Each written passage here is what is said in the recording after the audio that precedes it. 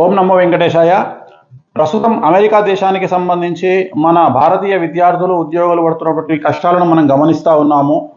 So దీనికి ప్రధానమైనటువంటి కారణము షష్టగ్రహ కూటమి అనేటువంటిది మీనరాశిలో ఏర్పడడం వల్ల ఏ అనేటువంటి అక్షరము మనం తీసుకున్నట్లయితే అమెరికా దేశానికి సంబంధించినటువంటి అక్షరము మేషరాశికి సంబంధించినటువంటి రాశిలో ఉండడము, దీని వలన అక్కడ ప్రత్యేకించి ప్రస్తుత అమెరికా దేశంలో మన విద్యార్థులు అలాగే H1B వీసా ఉద్యోగస్తులు కావచ్చు, ఇంకా ఇతరత్ర జనాలు సమస్యలను ఎదుర్కొంటున్నటువంటి పరిస్థితులు గోచరిస్తూ ఉన్నాయి.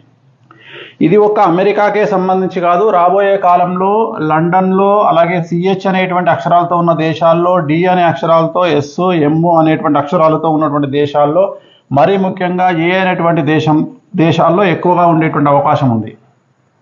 మరి ఈ ప్రత్యేకించి ఈ సమస్యల బారిన పడేటువంటి జనాలు మనుషులు ఎవరైతే ఉన్నారో వాళ్లకు ప్రత్యేకించి సంబంధించి మేషరాశి, తులారాశి, సింహరాశి, మీనరాశి అనేటువంటి రాశులకు సంబంధించినటువంటి వ్యక్తులు ఎక్కువగా ప్రభావితానికి లోనయ్యేటువంటి అవకాశాలు కనిపిస్తూ ఉన్నాయి.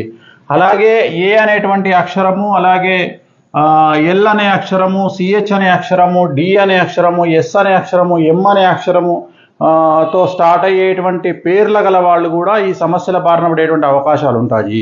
ఇవి ఎప్పటి వరకు ఉంటాయి అంటే మనకు 30వ తేదీ మార్చి 2025న షష్టగ్రహ కూటమి స్టార్ట్ అవుతుంది.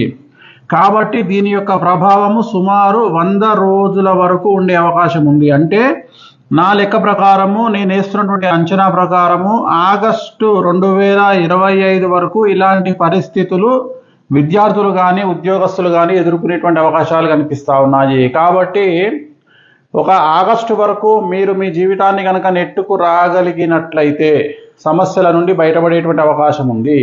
అలాగే నేను చెప్పినటువంటి రాసుల వాళ్ళు విద్యార్థులు కాకుండా, ఉద్యోగస్తులు కాకుండా, డాక్టర్లు అవ్వచ్చు, సాఫ్ట్వేర్ ఇంజనీర్లు అవ్వచ్చు, మంచి పొజిషన్లో ఉండే వాళ్ళకు కూడా అమెరికా దేశంలో కానీ, లండన్ దేశంలో కానీ, ఇతరత్ర CH D S M అనేటువంటి ఏ అనేటువంటి దేశాలకు సంబంధించిన వాళ్ళే కావచ్చు, ఆ పేర్లతో ఉండేవాళ్ళు కావచ్చు, ఖచ్చితంగా వాళ్ళ జీవితాల్లో కూడా కొన్ని సంచలనాలు, సమస్యలు, ఆర్థికపరమైనటువంటి ఇబ్బందులు, ఉద్యోగం కోల్పోవడము, అనారోగ్య కారణాలు ఇవన్నీ ఏర్పడేటువంటి అవకాశం ఉంది.